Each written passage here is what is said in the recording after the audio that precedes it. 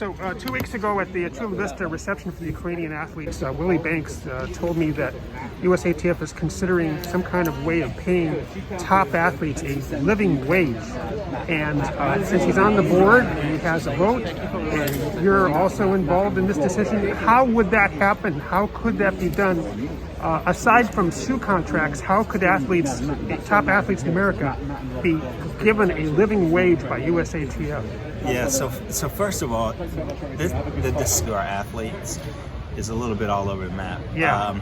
The first thing that we want to do is define the universe of athletes who get the tier support. I mean, I think we support over 700 athletes in our pipeline.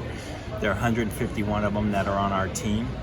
So the challenge on a consistent and ongoing basis is to find, who consistently is at the top of the game. We have a development pipeline and everything else. Philosophically, what we're trying to do, and we're going to start to publish some of the information in terms of the types of support that our athletes get.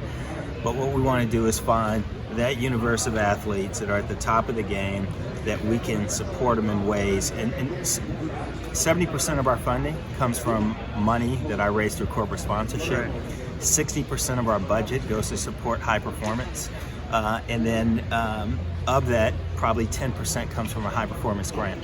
So what we've been doing philosophically is trying to figure out what we're calling a living wage, what a fair wage would be, and figure out a way to back into that through a number of different ways to support them, whether it's a medical stipend, travel stipend, direct cash stipend, so athletes have more freedom and the ability to train. So this would be beyond the foundation grant program? Yeah, so our foundation grant program, it's our sister organization, but it's separate and a part of that. Yeah. But we do extensive funding right now through USA Track and Field of our elite athletes. So for me, it'd probably be worth a future discussion about what that looks like, what it is, and for people to get understanding as to how we support athletes now.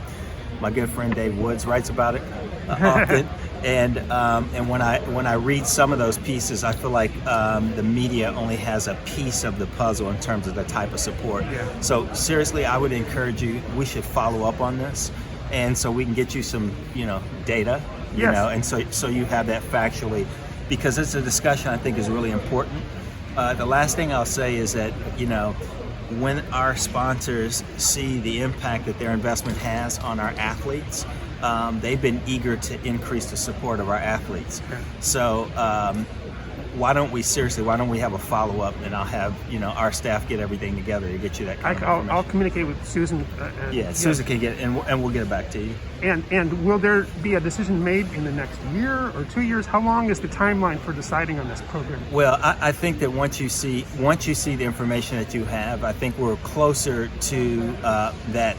I don't think that let me just say this, I'm not sure that we will agree as to who that population of athlete is. Oh, okay. And I think that for me, as much as we'd love to support all of our athletes at that level, to me that's probably the most frustrating thing, because there are some people who are worthy of support that are in the development stages that may not fit into that. So for me to have a real discussion about it is to agree on the definition of what that universe of athletes is. So we're constantly trying to do that.